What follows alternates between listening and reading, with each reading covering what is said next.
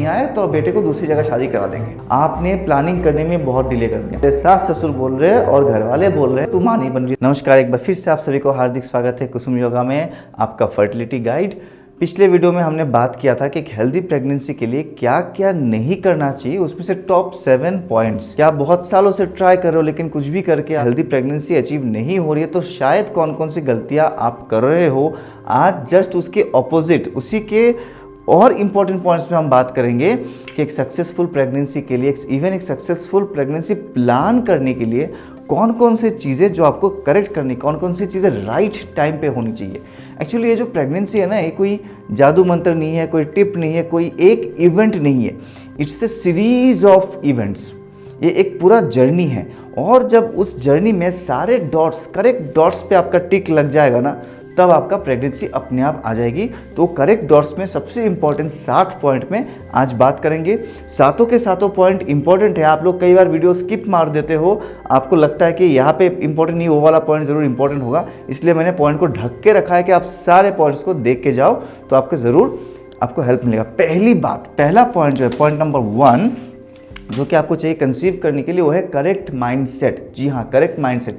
बोले सर इसमें कौन सी बड़ी बात है, हम सब तो चाह रहे हैं कि हमें प्रेगनेंसी आए। नहीं, आप लोग चाह रहे हो कि आपको प्रेगनेंसी आए, लेकिन किस कारण से चाह रहे हो। Are you really ready to become a mother?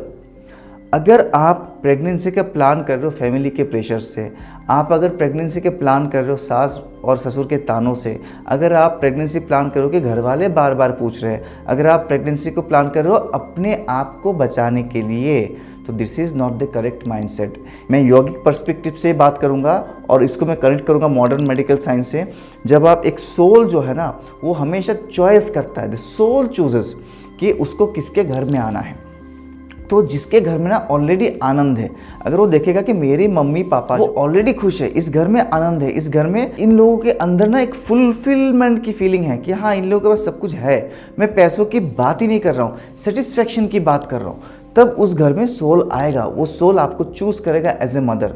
अगर वो देखता है ये तो खुद ही परेशान है, ये खुद ही ये मेरे को एज ए टूल यूज करना चाहती है कि मैं इसके घर में जाऊंगा तो ये बच जाएगी, तो वहाँ पे ऑलरेडी जो सोल है ना डिप्रेस्ड हो गया, ऑलरेडी वो सोल बहुत टेंशन में है, तो वो आपको जल्दी से एज ए पेरेंट नहीं चुन पाएगा। इस बात को आप समझिए। तो आप माँ बनने के लिए माँ बनिए, ना कि अपने आप को बचाने के लिए। बस थोड़ा सा ही फर्क है एक माइंडसेट का। क्योंकि मैं ये क्यों बोल रहा हूँ, बोलते मुझे बहुत दुख हो रहा है, ये सोसाइटी का इशू है, बहुत दुख हो रहा है बोलने के, लेकिन ये फैक्ट है। मेरे पास बहुत सारे ऐसे भी कमेंट आते हैं, बहुत सारे ऐसे व्हाट्सएप मैसेज आते हैं कि भैया मुझे बचा लो, मेरे सास ससुर अपने लिए दूसरा बहू ढूंढने तक मतलब नौबत आ गई है। वो बोले कि इस साल अगर बच्चा नहीं आए तो बेटे को दूसरी जगह शादी करा देंगे।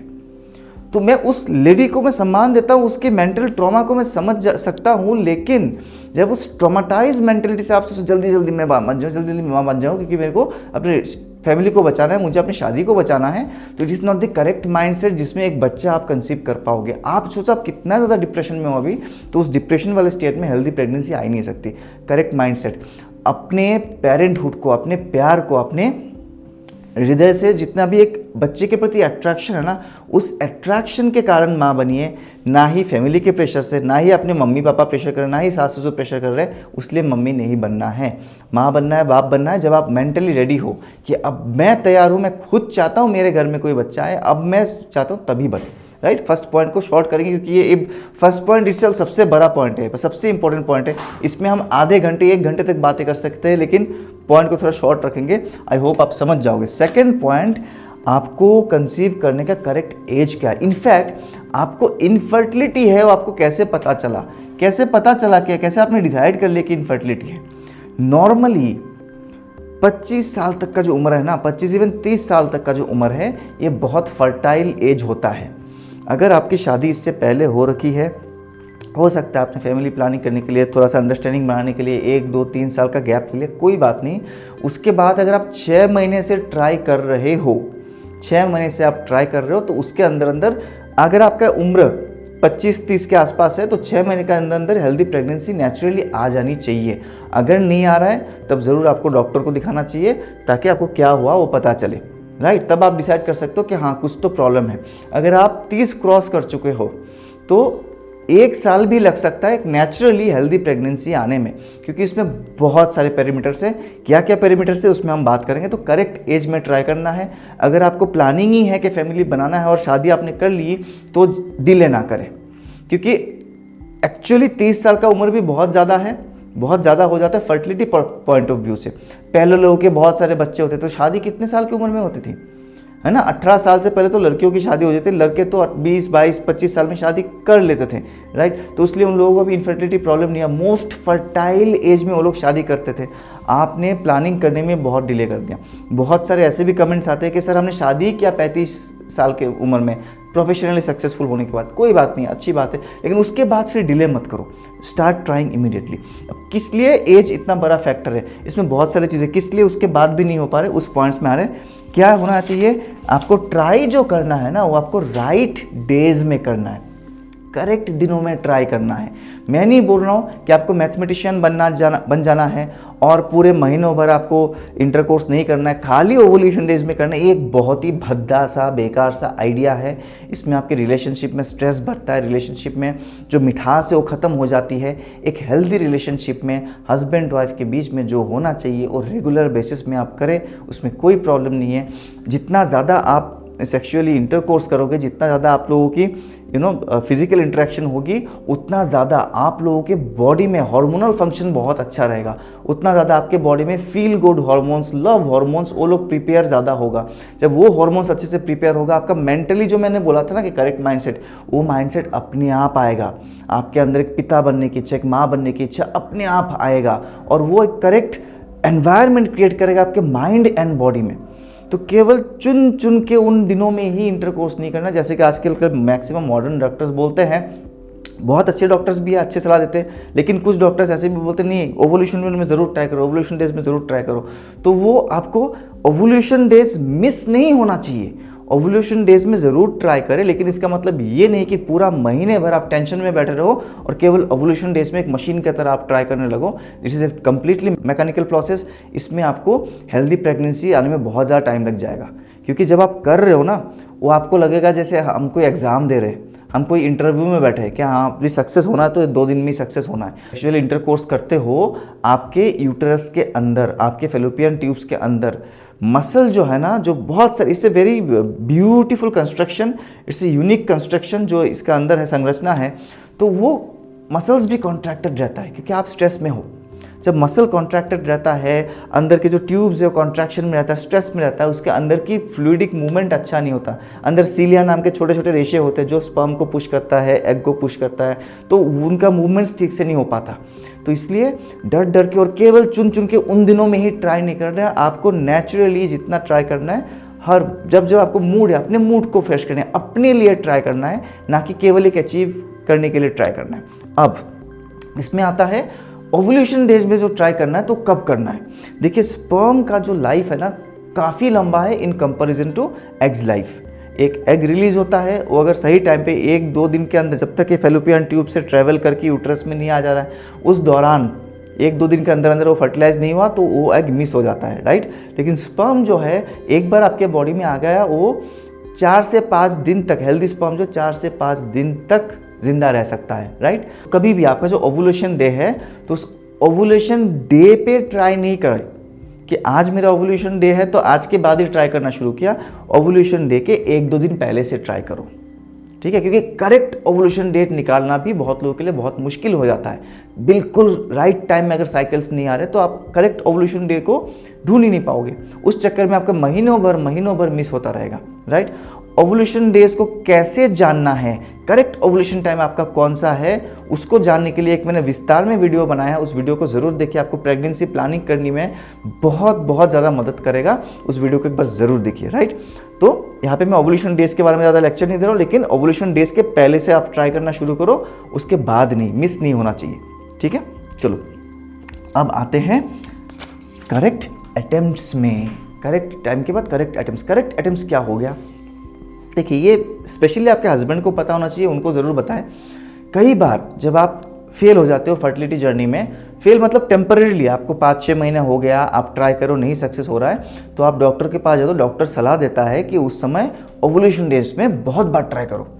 स्पेशली आईवीएफ वाले डॉक्टर जो आपको आईवीएफ ही कराना चाहते हैं, वो ज़रूर बोलेंगे कि इस दौरान दिन में बार बार ट्राई करो। It's a trap. आप देखो, वैसे भी जब कोई मर्द है वो सीमेन एनालिसिस टेस्ट के लिए जाता है तो लैब रिपोर्ट करने से पहले ज़रूर बताते हैं कि 4 दिन का एब्सिस्टेंस के बाद ही आए, मतलब 4 दिनों तक वीर्यपात नहीं करना है, तब जाके अगर आप सीमेन एनालिसिस कराओगे तो एक्चुअल हेल्दी स्पर्म का नंबर पता चलेगा, हेल्दी मोर्टेलिटी परसेंटेज जो पता चलेगा, मॉर्फोलॉजी पता चलेगा। मतलब 4 दिन, वो गैप इतने इंपॉर्टेंट क्यों है?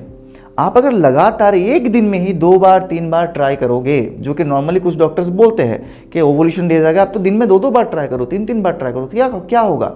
पहला बार जो इजैकुलेशन होगा उसमें जो स्पर्म की क्वालिटी होगी, मोटिलिटी होगी, वो बहुत अच्छा होगा, क्योंकि बॉडी को सफिशिएंट टाइम मिला था उस स्पर्म प्रिपेयर करने के लिए।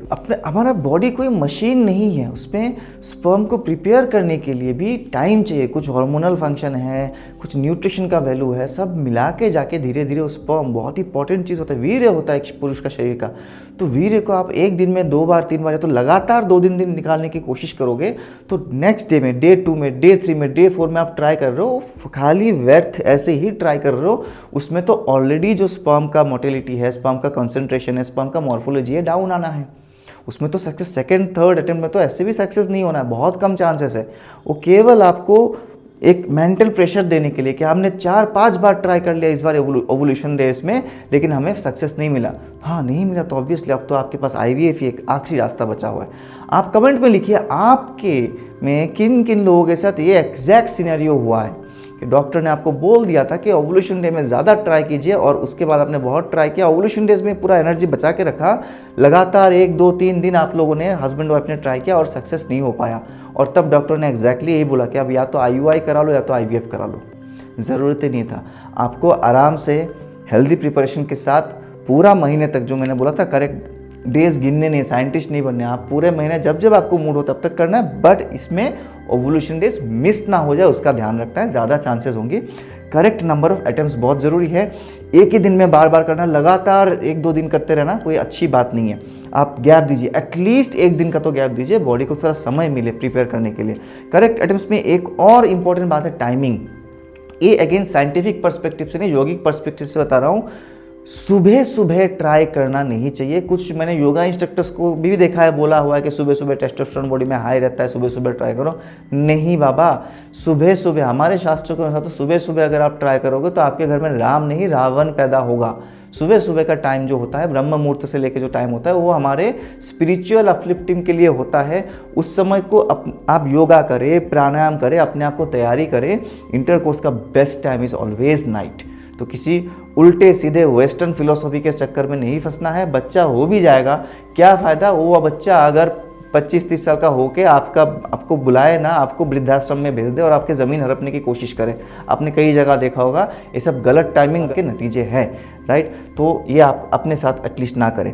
Next 5th point, correct diagnosis बहुत बहुत बहुत बहुत बहुत ज़्यादा इंपॉर्टेंट है। स्टार मार्क लगा दिया मैंने, करेक्ट डायग्नोसिस। बहुत सारे सिस्टर्स के साथ ऐसा है, वो अपने आप में ही पूरा गलती को मान लेते, क्योंकि मम्मी पापा बोल रहे, सास ससुर बोल रहे और घर वाले बोल रहे, मोहल्ले वाले बोल रहे, तू माँ नहीं बन रही, तू माँ नहीं बन रही, तू माँ नहीं बन रही। अरे बहन जी, ज़रूरी नहीं है कि प्रॉब्लम आप में ही है। आपका बच्चा नहीं हो रहा है, ज़रूरी नहीं कि प्रॉब्लम आप में ही है। बहुत ज़्यादा चांसेस है कि प्रॉब्लम आपके हस्बैंड में है। तो अगर आप 6 महीने के अंदर अंदर हेल्दी प्रेगनेंसी अचीव नहीं कर पा रहे, ज़रूर अपने हस्बैंड का सीमेन एनालिसिस टेस्ट करवाइए। ज़रूर किसी अच्छे डॉक्टर के पास जाके डायग्नोसिस ज़रूर करवाइए। डायग्नोसिस में भी एक बहुत बड़ा गेम चल रहा है, मैं बता दूं। बहुत सारे डॉक्टर्स को पता चल जाता है पहली बार में, क्योंकि डॉक्टर से उनको तो पता चलना ही, रिपोर्ट में पता चल जाता है कि वाइफ में बहुत ज़्यादा प्रॉब्लम नहीं है, हस्बैंड का मॉर्फोलॉजी या तो मोटिलिटी कम है या तो कंसंट्रेशन ही कम है। 2-4 गोली दे देंगे, भाई 3 महीना ट्राई करो, बढ़ जाएगा। बढ़ता तो है नहीं बहुत कुछ खास, टैबलेट खाते ही 2-3 मिलियन से 10-12 मिलियन में आ जाएगा, टैबलेट छोड़ते ही वापस कम आ जाएगा। मैं बता दूं, पुरुषों का जो स्पर्म रिलेटेड इश्यूज होता है ना, उसको सॉल्व करना काफ़ी आसान होता है और बहुत कम समय में, 4 से 5 महीने में वो परमानेंट सॉल्यूशन हो सकता है, इवन विदाउट एनी सर्जरी। खाली कुछ अच्छा डाइट लेके, अच्छे योगाभ्यास और प्राणायाम करके और ओनली कुछ न्यूट्रिशन सप्लीमेंट से तो बहुत जल्दी स्पर्म को बूस्ट किया जा सकता है। तो इससे वेरी चीप ट्रीटमेंट, बहुत सस्ता ट्रीटमेंट है। लेकिन अगर ये आपको बता दिया गया अगर आपके हस्बैंड को जल्दी जल्दी ठीक कर दिया गया तो आप लाखों रुपए, 5 लाख, 7 लाख, 6 लाख रुपए नहीं खर्चा करोगे आईवीएफ ट्रीटमेंट के लिए। तो ये कोई खुल के बताता ही नहीं है, बोलते हैं कि भाई इनका भी प्रॉब्लम है, आपका भी प्रॉब्लम है, तो ज़रूर आईवीएफ करा लो। मैं ये बता दूं, लीन पीसीओडी, पीसीओएस या तो फाइब्रॉइड्स, ये सब तो आपको 100 में 90 लेडीज़ में मिलेगा ही मिलेगा। तो जब चेक कराया जाता है तो उस चीज़ को बार बार एम्फसाइज किया जाता है कि आपको पीसीओडी है तो इसलिए प्रॉब्लम आ रही है, आपको एंडोमेट्रोसिस है इसलिए प्रॉब्लम आ रही है, आपकी एग क्वालिटी शायद अच्छी नहीं बन रही है, एग का काउंट, एएमएच लेवल, फलाना फलाना फलाना। ये एएमएच के ऊपर इस मिथ को बस्ट करने के लिए मैंने एक वीडियो बनाया है। एएमएच के लोग जब भी बहन परेशान हो उस वीडियो को ज़रूर देखो। और टेस्टिमोनियल्स की मेरे पास ढेर पड़ी हुई है जिनका एएमएच लेवल केवल योगा करके ठीक हो गया, ओनली बाय योगा। तो ये लेडीज़ को डराना बहुत आसान होता है और हस्बैंड वाले प्रॉब्लम को धीरे से साइड कर देते हैं, ठीक है, क्योंकि उसको सॉल्व करना बहुत आसान था, समझ रहे हो। तो आप अपने हस्बैंड को, अगर उसमें स्पर्म में कुछ भी प्रॉब्लम पाया जाता है, उसको इंसिस्ट करो कि आप थोड़ा हेल्दी लाइफस्टाइल जियो, आप दारू पीना छोड़ दो, आप सिगरेट पीना छोड़ दो, आप थोड़ा सा योगा प्राणायाम कर लो। ये भी बता दूँ, मर्दों में स्मोकिंग ड्रिंकिंग का इफेक्ट भी बहुत ज़्यादा है, लेकिन मर्दों में योगा का इफेक्ट भी बहुत ज़्यादा है। आप जिस प्रॉब्लम को दूर करने के लिए आपको शायद 6 महीना योगा करना पड़े, आपका हस्बैंड अगर 2 महीना भी करेंगे ना, उनको बहुत जल्दी इफेक्ट दिखेगा। मर्दों में फिजिकल एक्टिविटीज़ का इफेक्ट, ब्रीदिंग का इफेक्ट बहुत जल्दी जल्दी दिखता है। तो उनको इंसिस्ट करो, आप देखो कि इनफर्टिलिटी आपके लिए था कि उनके लिए था। अगर लीन पीसीओडी है तो वो आपका आईवीएफ का कारण बन ही नहीं सकता। लीन पीसीओडी के कारण से इनफर्टिलिटी नहीं आती है। बहुत सारे लेडीज़ को ये लीन पीसीओडी, थोड़ा बहुत फाइब्रॉइड के साथ भी प्रेगनेंसी हो रही है, सक्सेसफुली हो रही है और बच्चा भी हो रहा है। उस चीज़ को मेंटली इतना ज़्यादा फोकस करवा दिया जाता है कि आप खुद हार मान जाते हो कि हाँ मेरे को पीसीओडी शायद मैं नहीं हो पाऊंगा। तो इस चीज़ को समझो। Obviously IVF is very important, इससे मेडिकल मिराकल। अगर आपका उम्र 40 से ऊपर हो गया, बहुत ज़्यादा सिस्ट है, आपके एग रिजर्व बिल्कुल ख़त्म हो गया, हो सकता है कुछ केसेस में ऐसा होता है, आपके फेलोपियन ट्यूब भी नहीं है, काट दिया गया, किसी सर्जरी में फेलोपियन ट्यूब रिमूव हो गया, हाइड्रोसल्फिंग्स होते होते बिल्कुल कुछ ना कुछ, मतलब बहुत बहुत एक्सट्रीम केसेस है, तब आपको आईवीएफ ही चाहिए, वो अलग बात है। लेकिन जितने लोग आईवीएफ सेंटर में जा रहे हैं उसमें 100 में से 95 लोगों को नहीं चाहिए, ये मैं दावे के साथ बता रहा हूँ। करेक्ट टिप्स मतलब, राइट टिप्स मतलब, ये एक बहुत ही गलत आइडिया है। आप हमेशा जब भी आप इनफर्टिलिटी लूप में फंस जाते हो, हमेशा एक मिराकल टिप्स के लिए वेट करते हो। यूट्यूब में डेली कुछ ना कुछ ढूंढ रहे हो, आप इंस्टाग्राम में डेली कुछ ना कुछ ढूंढ रहे हो, गूगल में ढूंढ रहे हो, कोई कुछ ऐसा एक ड्रिंक बता दे जिस ड्रिंक को मैं पी लूँ या तो मेरे हस्बैंड पी ले तो हमें बच्चा हो जाए, ऐसा कुछ हो जाए, ऐसा एक व्यायाम कोई बता दे, इस एक व्यायाम को कर लूँ तो मेरा प्रेगनेंसी आ जाएगी, ऐसा कुछ मैं फ्रूट खा लूँ, ये फ्रूट खाते ही ऐसा कुछ एक दवाई मिल जाए, कैप्सूल मिल जाए, इसको मैं खा लूँ, ऐसा एक पर्टिकुलर दिन मिल जाए। ऐसे भी मैंने लेडीज़ को बात करते सुना है, पूनम मासी से इतना दिन बाद ये करोगे तो लड़का होगा, इसके सब बकवास है।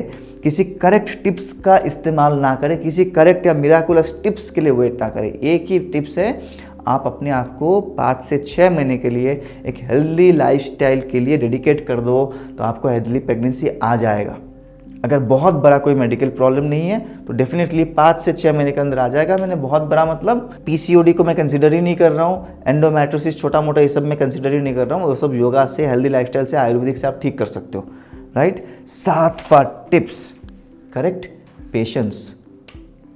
आपको डराने का पूरा समाज तैयार है आपको डराने के लिए, आपको जल्दी जल्दी आईवीएफ आईयूआई करवाने के लिए, या तो आपको ये बिलीव करवाने के लिए कि आप नेचुरली बन ही नहीं सकते।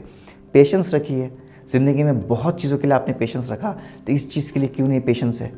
6 से 7 महीना, 6 मंथ्स मान के चलिए, 6 मंथ्स अगर आप एक हेल्दी लाइफस्टाइल्स को फॉलो करेंगे और अगर आप ज़रूर डेली योगा करोगे, डेली प्राणायाम करोगे, डेली मेडिटेशन करोगे, there are very rare chances कि आपको नेचुरल प्रेगनेंसी नहीं आएगा, irrespective of whatever medical complications you have, right. तो चैनल को फॉलो करें। अगर ये इन्फॉर्मेशन आपको सही लगा तो प्लीज़ इसमें स्टिक रहिए। इसके पहले भी मैंने 7 स्टेप टुवर्ड्स प्रेगनेंसी बनाया, नो आईवीएफ रिकॉर्ड के ऊपर बहुत सारे वीडियोस बनाया, बहुत सारे टेस्टिमोनियल्स मैंने शेयर किया मेरे खुद के स्टूडेंट्स की, और जो लोग आपके जैसे यूट्यूब के व्यूअर्स हैं जिन्होंने यूट्यूब में कमेंट करके लिखा है कि सर आपका वीडियोस को फॉलो करते हो हमें नेचुरल प्रेगनेंसी आ गया, 5-7 साल से नहीं आ रहा था। खूब सारे टेस्टिमोनियल्स मैंने पहले भी शेयर किया है। तो विश्वास रखें, आपका जर्नी आप ही को तय करना है, कोई आपका जर्नी तय नहीं कर सकता। तो आप अपना मन में विश्वास रख के चलिए, प्रे करें, अपने आप को पूरा सरेंडर कर दे योगिक विजडम में। आप देखिए कितना सुंदर एक हंसता खिलता छोटा नन्ना मुन्ना बच्चा आपके घर में आ जाएगा, और तब आप अपनी सक्सेस स्टोरी भी मेरे साथ शेयर करोगे। Thank you very much for having patience listening to the full video. अगर आपको ऐसी कुछ और जानना है, कुछ और चीज़ जो अभी तक मैंने कवर नहीं किया, तो कमेंट में ज़रूर लिखें। आपके कमेंट का हमें इंतजार रहता है। My self yoga guru Amlan, a retired Indian air force coach and presently one of India's most successful fertility yoga trainer.